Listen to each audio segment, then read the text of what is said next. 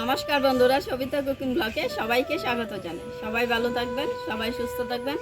আজকে নিয়েছি চাপলা মাছ। চাপলা মাছ দেওয়া আলু দিয়ে বেগুন দিয়ে একটা রেসিপি করব। 5টা থেকে লাস্ট পর্যন্ত ভিডিওটা দেখবেন কিভাবে রান্নাটা করব। এখন মাছটা কেটে নেব।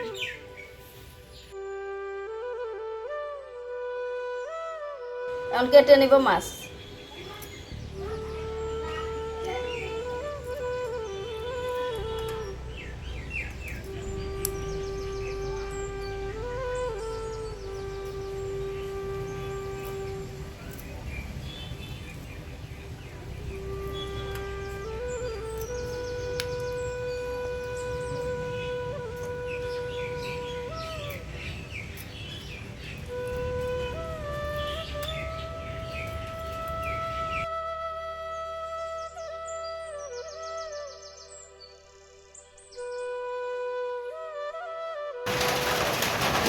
সম্পূর্ণ মাছ কাটা হয়েছে, এখন ধুয়ে নিব।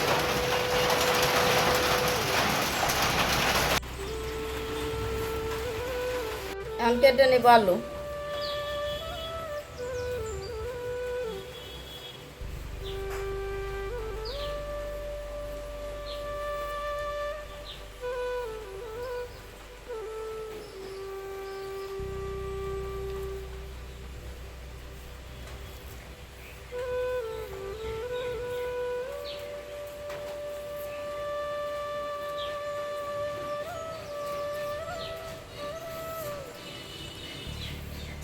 আলুটা এরকম করে কেটে নিই।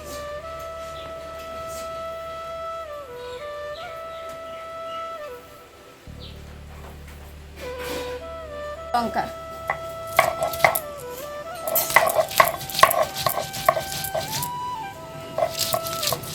লঙ্কাটা বাটা হয়ে গেছে, এখন উঠায় নিব।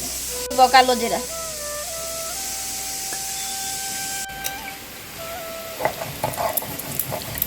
কালো জিরাটা বাটা হয়ে গেছে, এখন উঠায় নিব। এর জন্য দিয়ে দিব সরষের তেল।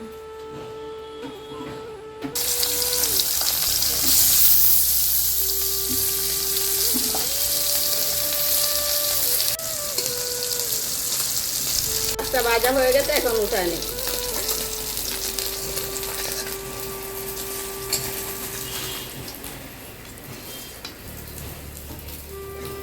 পুরোনো দিয়ে দেবো কালো জিরা। হয়ে গেছে, বেগুনটা দিয়ে দিব।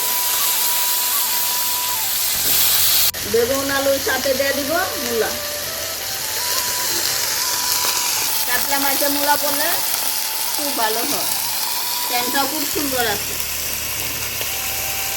এর জন্য দিয়ে দিব হলুদ গুঁড়ো, দিব লবণ। সবজিটা ভাজা ভাজা হয়ে গেছে, এখন দিয়ে দিব কাঁচা লঙ্কা।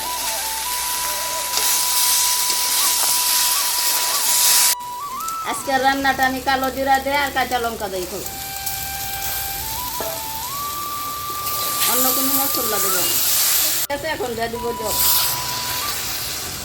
এটা জাল হয়ে গেছে, এখন ভাজা মাছটা দিয়ে দিব। এটা জাল হয়ে গেছে, এখন নামায় নিব। ছোট ছোট বুটি ধরে গেছে, তখনকে মনে হয় যে তরকারিটা জাল হয়ে গেছে। মূলা বেগুন দিয়ে আলু দিয়ে চাপলা মাছের ঝোলটা কেমন হয়েছে যদি ভালো লাগে কমেন্টে জানাবেন, লাইক করবেন, শেয়ার করবেন।